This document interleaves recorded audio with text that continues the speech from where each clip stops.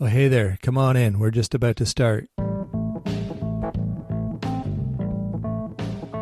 Welcome to My Wife the Dietitian, a fun weekly podcast about nutrition and healthy lifestyle.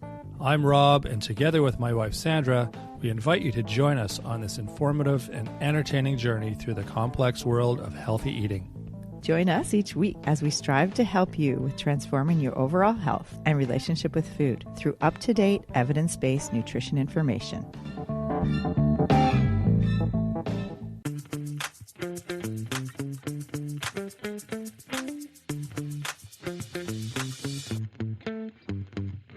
Have you thought calories in versus calories out is the only way to lose weight? Or do you think skipping meals may be a good way to manage your weight? Or what about avoiding all high-fat foods to lose weight? Well, today we talk about 3 common strategies that actually backfire when it comes to dieting. Enjoying the show? You can help others find it and enjoy it too by giving us a 5-star rating or review. If you feel like reaching out to us with a question or comment, you can send us an email at mywifetherd@gmail.com. And don't forget to visit our website at mywifethedietitian.com, as well as our social media pages. We're on Facebook, Instagram, and YouTube. Enjoy the show. Welcome to My Wife the Dietitian. Hello, Sandra. Hi, Rob. How are you today? I'm good. How are you? I'm doing well. Good. I wanted to talk about some misconceptions or myths or the top 3 weight loss misconceptions that I hear from clients all the time. I'm sure there's more than 3, but... Yeah, I just wanted to pick the top 3. Oh, I have a whole page of I'm sure there's plenty. We could probably do a whole show, like episodes every week on all the different myths and misconceptions and misinformation that's out there. Yeah. I guess we kind of are. It's sort of the purpose of this show, really. Yeah. Is to try to spread better information and get people on the right track instead of being misguided by all the crazy stuff out there. Yeah, exactly. Awesome. So the number one that I hear a lot from a lot of the clients that are trying to manage weight or trying to lose weight is calories in versus calories out is the way to lose weight. Well, that's been around since the beginning of time, I think.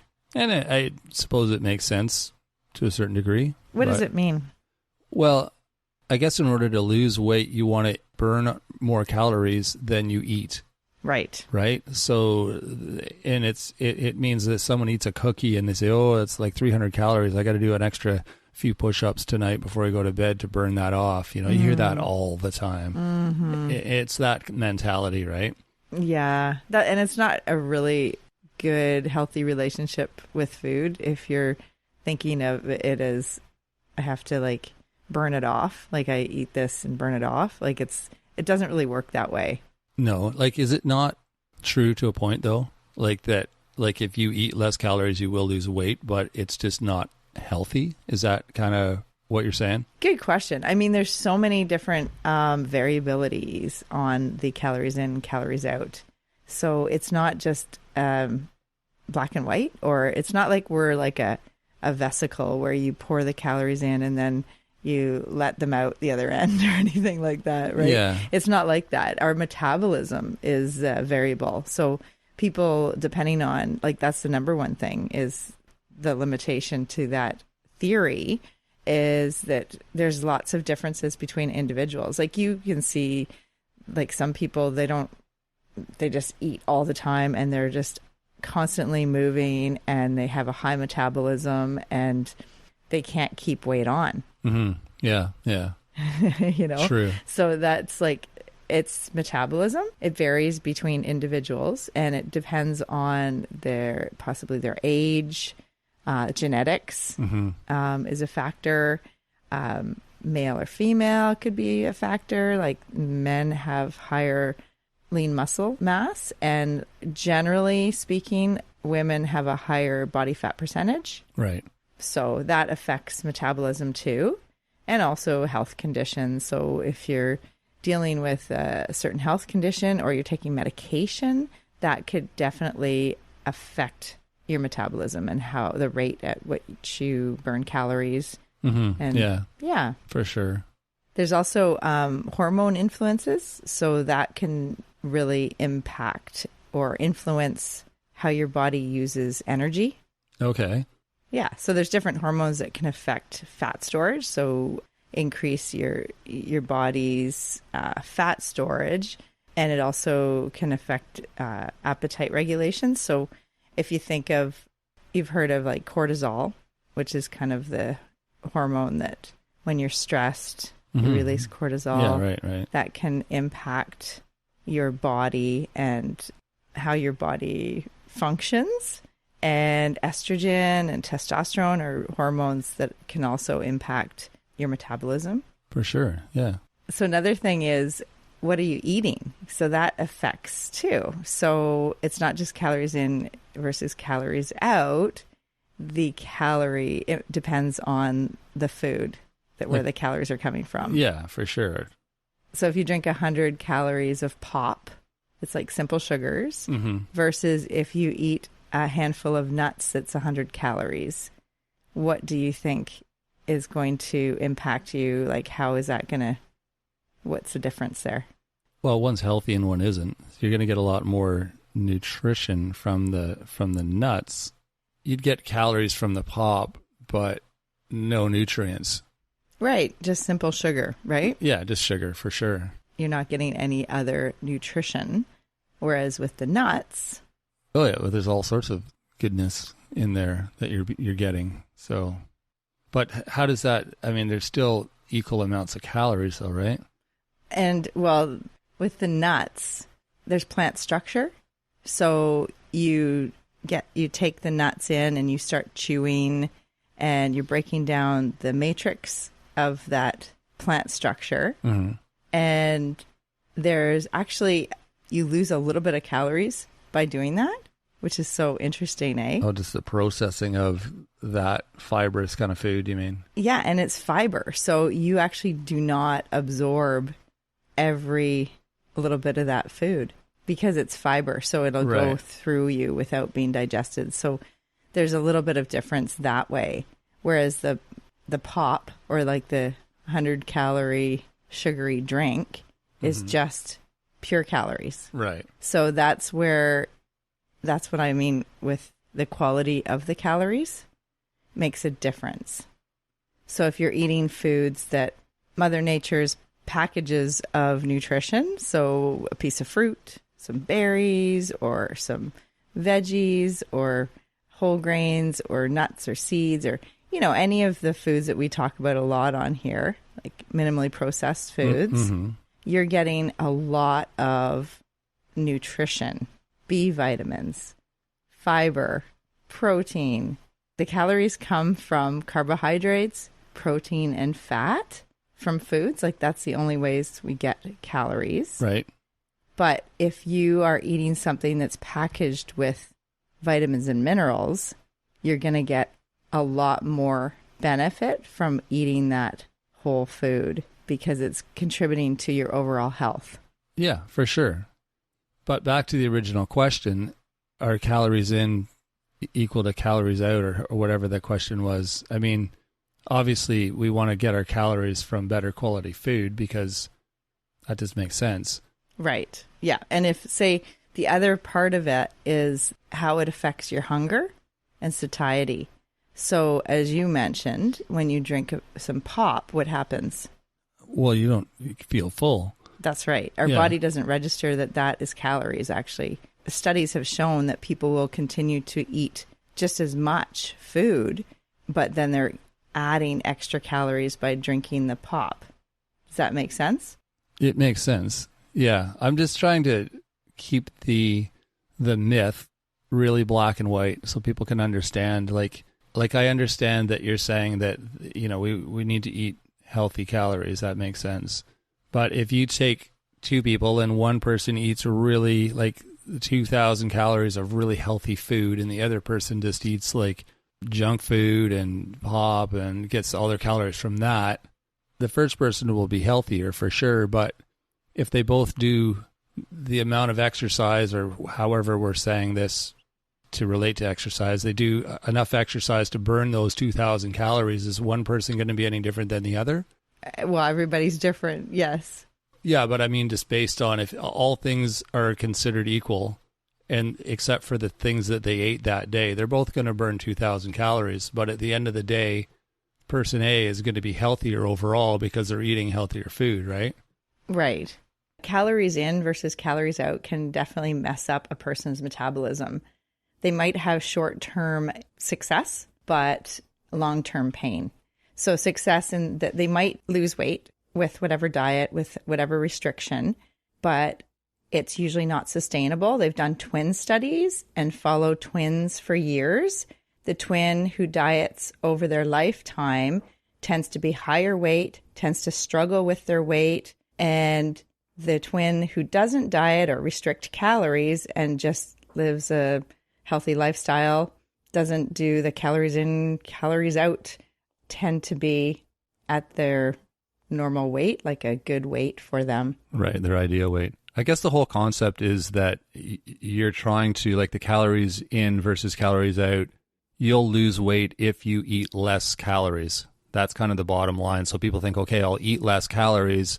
The formula works. But in eating less calories, you're all these other effects on your body, and it's going to change your metabolism and have all these long-term effects. So even though it works in the short term, like you're saying, the long term is you'll probably set your body up to actually gain weight.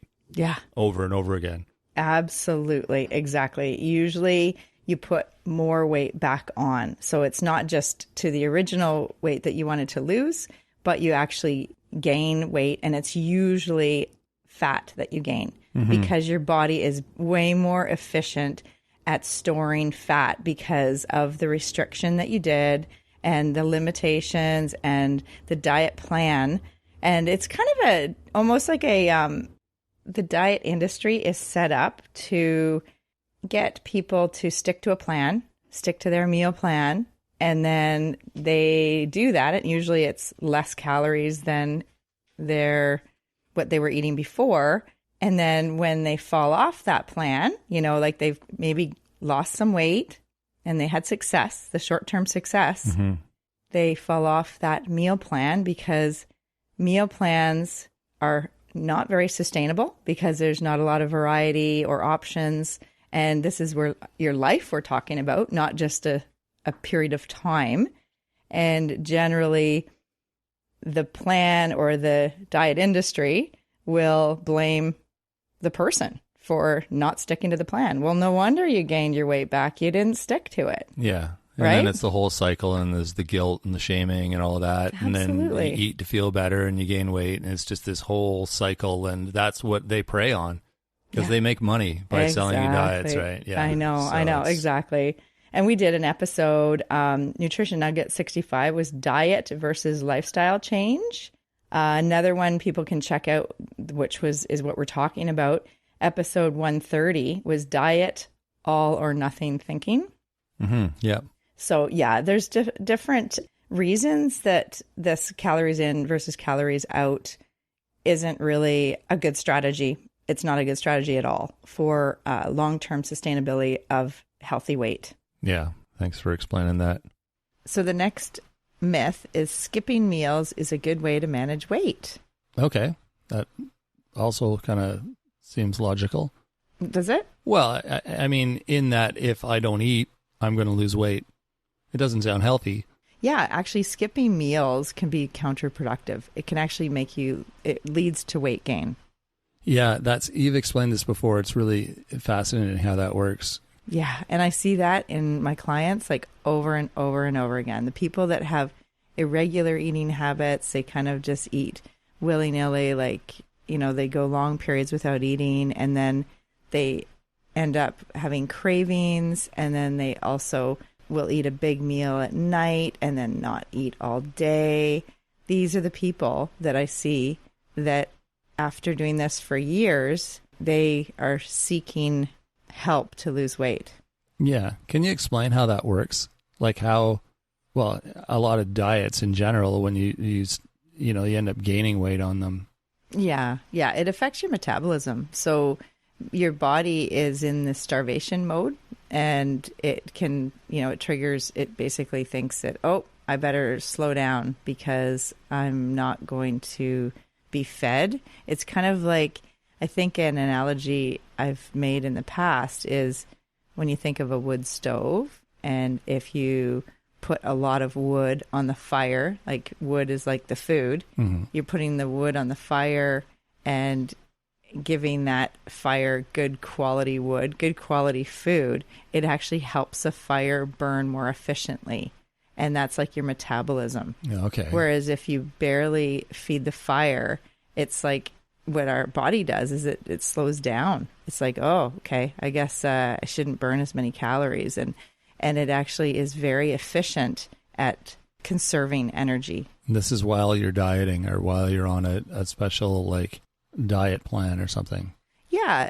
Basically, if we don't get enough protein and calories, our body's going to break down the glycogen stores. Our body breaks down muscle to have the energy to feed our brain and our organs because we need a certain amount of calories every day.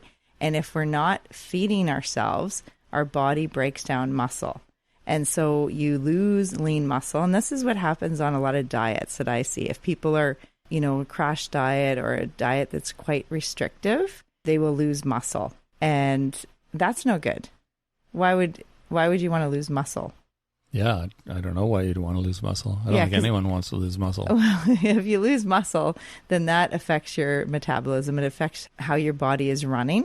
Right, exactly. And then so what happens when you stop the diet, and then that's when you say you gain a bunch of weight and more weight than where you were before you started dieting? That's right. It's like the yo-yo diet effect, right? So how does that work? So you've restricted your calories. You probably have seen some weight loss. So you've lost some weight, but some of that weight could be lean muscle, and your metabolism slows down because your body doesn't, you don't know when you're going to be fed again.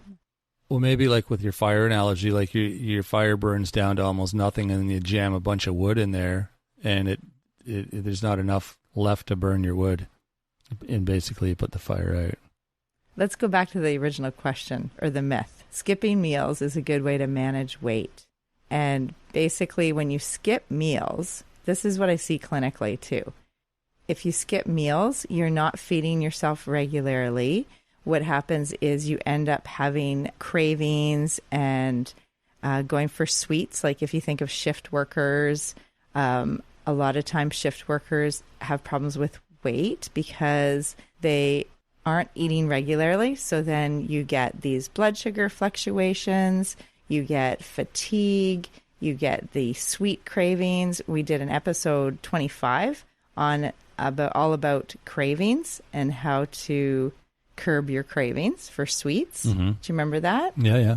Yeah. And because you lose lean muscle tissue, this can impact your metabolism and also your immune system and how your body is functioning and operating. Yeah. And also it can impact your mental health, right? Oh, for sure. Your emotional health. Yeah, it's all connected. And it really, this is the most important piece of the puzzle, is it really affects your relationship with food. Mm-hmm. And it's like, I think that's the most important thing, because the diet mentality or diet culture or like being on a diet or off a diet is so not healthy for our relationship with food, because we look at food as good or bad, or we look at, an overall diet pattern as healthy or unhealthy. We all need to have a good relationship with food for our lifetime, and we need food to live, right? Mm-hmm. Yeah. Food needs to be our friend. Yeah. Yeah, and skipping meals basically can be counterproductive and can increase your risk of gaining weight. We did an episode on intermittent fasting, episode 28. So that's another one to refer to. With fasting, there's different, this is a whole topic on its own. And maybe we'll do another topic on fasting because it's such a huge, hot topic. Yeah. Yeah, it's sticking around, and there's definitely some confusion around that too, I bet. Yeah, and it doesn't work for everybody. It could work for some people for sure. And it could, and a lot of the research is in men. So it works better for men, it seems, than for women. With women, we're very sensitive to scarcity. When we start restricting calories, if we're like limiting ourselves in terms of the eating window, that can impact our metabolism. It can impact how efficiently we can lose weight or maintain our weight or gain weight. Yeah. I know some of the people that I know that are fasting, they're also like fitness freaks. They work out a lot. They're just high energy people who happen to fast as well. And so how do you know it's the fasting that's having the impact and not just your other diet routine and your exercising? You know, like you can't pinpoint just one thing and say, oh yeah, the fasting's working for me. You know, maybe it's contributing, maybe it isn't. It's hard to say. Yeah, I know. It's tricky and everybody's different. So when people are saying, this is what I do and do exactly what I do and you'll have the same results, that's not actually true. No, exactly. Because everyone's different. Everyone has a different metabolism, a different genetics, a different background, a different view of food, a different relationship with food. So all of these things can impact your health and the way your body works. Mm-hmm. And more importantly, looking at what someone else is doing or reading online or on social media about someone who's had a really good success with intermittent fasting or diet or whatever it is that they're promoting. Just like we're saying, you don't know what other factors are going on in their life that helped contribute to their whatever their claim their success is, their weight loss or their fitness level or whatever. Like maybe it was their fasting, maybe it was all these other things they're doing. It's hard to tell. So unless you're going to be a carbon copy of that person and do exactly everything that they're going to do, which is unrealistic. It's impossible. You're not the same genetically made up. Exactly. So, you know, just take it with a grain of salt. Be careful what you subscribe to. Well, salt's bad for you. So it's not bad for you, but take it with a grain of non-salt seasoning. You're so funny. Take it with a pinch of herbs. There you go. Okay, so one last myth that I hear that is one of the top 3 here is I should avoid high-fat foods to lose weight. That was kind of like an old, like back in the 90s maybe, like fat foods. But people, I think that's still lingering, that concept, right? Oh, definitely. I've heard that recently when people say, oh, no, I don't add nuts to my cereal or I don't use seeds. They're too high in fat. Really? Too high in calories. Like even healthy fats, because I could see like okay, I want to skip the mayo, or I'm not going to use the salad dressing, or you know, or I'm not going to use butter or something like that. I can see skipping those fats, but the healthy fats too. Wow.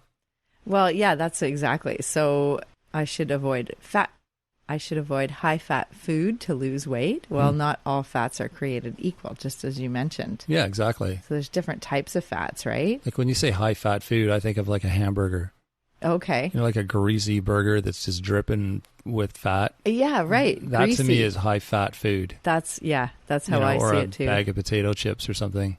Yeah, like processed foods that have processed oils or deep fried greasy foods. Mm-hmm. That's what I would suggest you reduce your intake of, but increase your intake of the healthy fats, the avocados and the olive oil and the what else is there? Oh, well, the nuts and seeds. Yeah, we just talked about those. And yeah, there's all sorts of healthy fats. Yeah, and fatty fish. Fatty exactly. Fish. Yeah. Fish. Exactly. So those are really beneficial for brain health, for your heart health. For your eyes too, right? Yeah. Yeah, eye health. All exactly. sorts of good things. Yeah, and also typically in the North American diet, we have an imbalance of omega-6 and omega-3 fatty acids. So the omega-3 are in walnuts and flax seeds and fish, and we want more of those unsaturated fats. So the fats in avocado and olive oil, as you mentioned, and the nuts and seeds, then that can help balance out those better fats. We don't want the trans fats or the saturated fats. We don't want a ton of saturated fats. So those are solid at room temperature. Like butter. So yeah, the foods that have the packaged foods that have processed oils aren't great, and the deep fried greasy foods. So they're all fats, but they act differently in our body because they're different types of fats, which we've discussed, right? We've had an episode about all the different types of fats, because I know I was confused about that, and I think we explained all the different types of fats, and some are good and some are bad, and that's why now we say good fats, whereas like 20, 30 years ago, we just said fat, period. Right. We didn't differentiate. Exactly. Episode 23 was fats, grease, and oil. And we went into detail on that. And we did an episode on seeds, the poor cousins of nuts, episode 33, which is a really good one to check out too. Yeah, for sure. Gives you all the deets. Yeah. So for calories, we get calories from 3 different things, from fats, from carbohydrates, and from protein. And we get fats are more energy dense, so they have 9 calories per gram, whereas protein has 4 calories per gram, and carbohydrates have 4 calories per gram. Oh, wow. It's like more than double. The fats are crazy. Yeah. So the other thing with fat is when there's fat in a meal or a snack, it helps to make you feel full, satiety. So that's a good thing when, especially if we're trying to manage weight, right? We need to, if you include the avocado or include nuts and seeds, that it will help with the staying power for the next meal or snack. Right. Yeah. Versus if you had a refined, say just some crackers or some white toast or something. Is that because it has more calories in it? Is that why it's more like filling? Well, it doesn't leave our digestive tract as quickly, so it stays in, and so that helps also, like the whole feeling full aspect. Because a lot of those kind of fatty foods are really dense. That's what I'm thinking. It's like the structure of the food itself. I think like fish and avocados are quite sort of thick and dense, and nuts and seeds, obviously. Yeah, exactly. And also they offer that delicious taste and mouthfeel. For sure, yeah. It gives you They're so good. Yeah. And I think, I think we talked about this in the Diet Trends Through the Years, episode 12, about the low-fat diet in the 90s and how it was actually quite detrimental to people because you can become deficient in fats and fat-soluble vitamins. Like, what are the fat-soluble vitamins? A, C, E, and D. No, A, D, E, K. Yeah. There you go. That was interesting. I feel like it's the alphabet. Well, it's it's a deck. That's what I spell in, but I spelled it with a C instead of a K, and then I corrected myself. Right. So the fat soluble vitamins are vitamin A, vitamin D, vitamin E, and vitamin K. And so if you're having no fat on your plate and no fat in your meals or snacks, then your body can't actually absorb those fat-soluble vitamins. And there's phytochemicals that are fat-soluble too. So some of the carotenes are fat-soluble. Does fat-soluble mean you need fat in order to absorb those vitamins? Yes. Or anything that says fat-soluble, it means your body needs to have fat in it. Yeah. I see. Okay. And we just did an episode on emulsifiers. And remember how we were talking about like salad dressing has the layers, like the water loving and the fat loving. Right. And so that's the thing, like with fat soluble vitamins, they can't be absorbed. They're just going to sit there and not get absorbed. So we need to eat fat to be able to absorb those fat soluble vitamins. So the vitamins, I mean, you would eat whatever it was, but it would just get flushed out. Your body wouldn't absorb it. Is that what would happen if you didn't have enough? Like if your body didn't have fat in it, if you're on a low-fat diet and you don't have enough fat in your body to process those vitamins, you just like flush it out. You don't absorb them, exactly. Yeah. And then you become deficient. Yeah, wow. Yeah, it's so interesting. And lecithin, we talked a little bit about that in the emulsifier episode. That's a natural emulsifier in egg yolks. Egg yolks, right. Yeah. And that will help, like the emulsifier helps. Do you know what it does? It helps bind things in your body. It binds What does it bind? Well, you think of if you're making salad dressing and you have just like the oil and the vinegar? Yeah, an emulsifier is the thing that helps bring them together I see. Emulsify them. Right, to keep them together. Yeah. Okay. Yeah. So it's so interesting. And when we start to distill foods down to calories and fats and protein and carbohydrates, because a lot of diets do that. They're focused on, the macronutrients. And this is not a healthy relationship with food when we do that, because food, we don't buy calories off the shelf, right? No, exactly. We don't make calories for dinner for our kids. We don't, what calories are in your lunch bag? It's food is more than just calories. Food is so much more, right? So what should people do then? Because there's a lot of people who are like, yeah, but I have to know how much I'm eating or I'm going to gain weight, or I have to know, it's this, they're so programmed to think of food in terms of calories. And especially if they've been dieting for a long time in their life, they're super programmed to looking at a cookie and knowing how many calories, and looking at a glass of wine and knowing how many calories, and they're thinking in their head as they're drinking that glass of wine, oh my God, I'm getting like 600 calories here, or whatever a glass of wine has. It's probably way too many, but you know what I mean? So what's a healthy alternative? Like, because that's a huge change that they would have to make, but I'm guessing it's just like, just eat healthy and know that you're getting what you need, and don't worry about the number of calories, because that's irrelevant. You know that everything you're putting in your body is good. Is that kind of what the right direction anyway? One of my favorite things I say to people is delete your calorie app and trust your gut. Yeah, but you can't just do that, right? It's like I said, these people have been dieting their whole life. They're programmed to think a certain way when it comes to food and calories, and it's hard for them to look at a plate of whatever and not think of it in terms of how many calories it has. Yeah, I feel there's a lot of work to be done for so many people just to break out of that diet mentality and trust yourself and know that, if you're eating like 3 square meals a day and 2 snacks, and you're thinking of the plate ratio, you have like good variety with your meals, you've got lots of different plant foods in your diet, good quality foods, not eating a ton of ultra processed foods or greasy deep fried fast foods, then you're probably on the right track.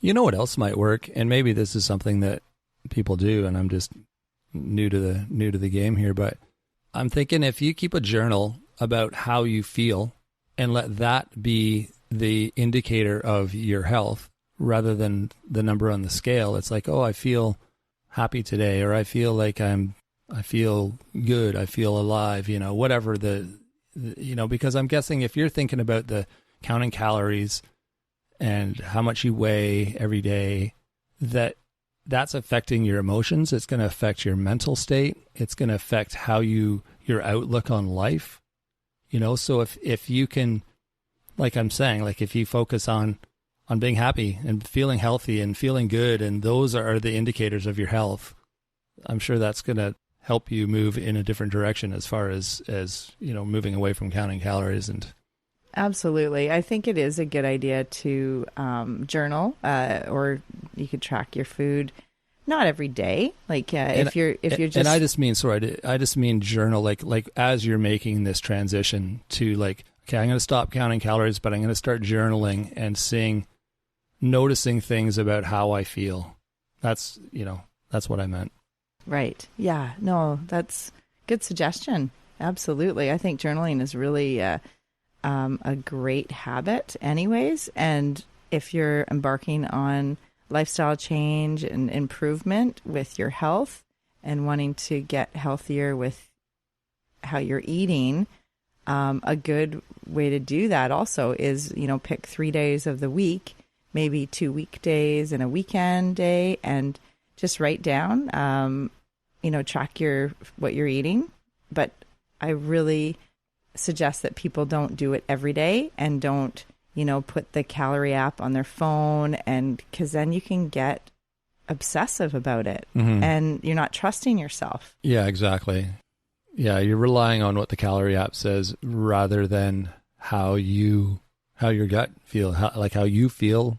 Yes. Yeah. Yeah. So those are the top 3 weight loss myths that I hear a lot. Calories in versus calories out is the way to lose weight is the first one. The second one is skipping meals is a good way to manage weight. And number 3 is I should avoid high-fat foods to lose weight. Mm-hmm. Yeah. So hopefully we covered all that and kind of gave you some limitations on all of those diet kind of mantras. Yes. Yeah. So we'll put some links in the show notes to some of those episodes we mentioned that have some more information on some of the things we talked about. They're good to listen to and just to get a bit more detail about some of those things. You can also check out the website, like we always say. There's some great information there on our blog. You can sign up for our weekly newsletter, also some great information in that, and it's just kind of fun. You can check us out on social media as well. We're on YouTube, Instagram, and Facebook. You can connect with us through those platforms as well. You can message us. You can just give us a thumbs up. Let us know that you're listening and that you like what you're hearing. It's helpful for us to get that kind of feedback. You can also email us your thoughts as well or questions for the show. We get all sorts of listener questions that we are more than happy to answer. You can email us at mywifetherd@gmail.com. Don't forget to rate and review the show as well. That's also super helpful. And share with your friends, family, colleagues, people walking down the street, your neighbors, whoever. There's all sorts of people that would benefit from listening to how to be more healthy and eat better. So don't be shy. Share away. So we'll be back on Wednesday with another installment of Nutrition Nuggets. Something amazing coming up this week, I'm sure, as always. So until then, have a great week, everyone. Thanks for joining us today on My Wife the Dietitian. If you like what you heard, don't be shy. Leave us a comment or review, and be sure to share our podcast with your friends. If you'd like to hear more, hit that subscribe button. You can also follow us on our social media pages for updates, episode trailers, and other odds and ends. For more info and links on what we discussed on today's episode, check the show notes. We'll be back next week with another informative and fun-filled episode.